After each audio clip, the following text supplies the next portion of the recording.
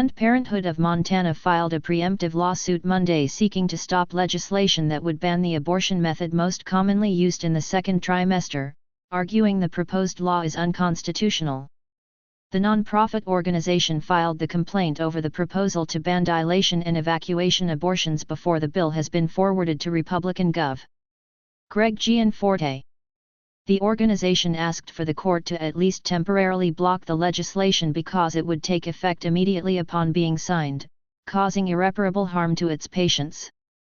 The lawsuit came on the same day that the U.S. Justice Department appealed a Texas court ruling that would halt approval of the most commonly used method of abortion in the U.S., calling the decision extraordinary and unprecedented.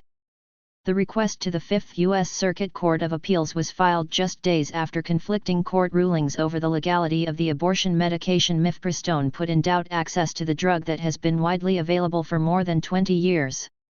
Montana's Supreme Court ruled in 1999 that the state constitutional right to privacy includes the right to a pre-viability abortion from a provider of choice, the Montana lawsuit states. Despite our state constitution clearly protecting the right to abortion and Montanans' insistent calls for bodily autonomy and personal freedom, our lawmakers remain hell-bent on banning abortion method by method, law by law, Martha Fuller, President and CEO of Planned Parenthood of Montana, said in a statement. Banning one of the safest and most common methods of abortion will put lives at risk.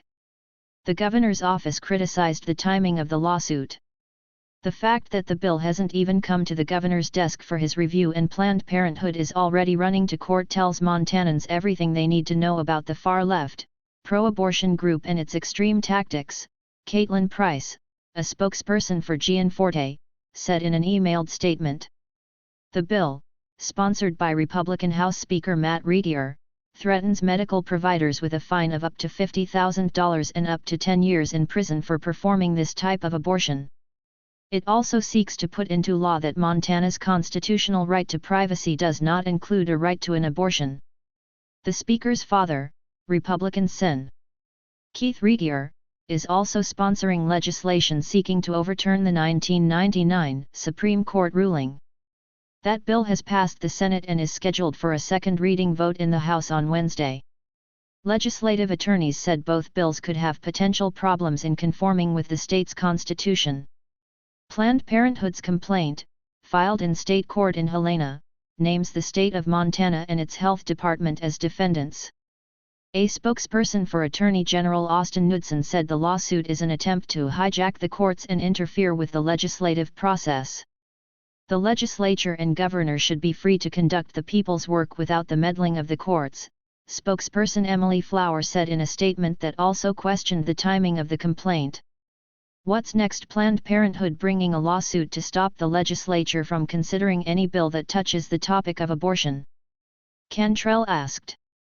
Montana lawmakers are also considering a bill to require pre-authorization before Medicaid or the state's children's health insurance program would pay for abortions and another to prohibit public funding entirely unless the pregnancy was the result of rape or incest or threatened the life of the mother. A bill to prohibit the abortion of viable fetuses is also moving forward.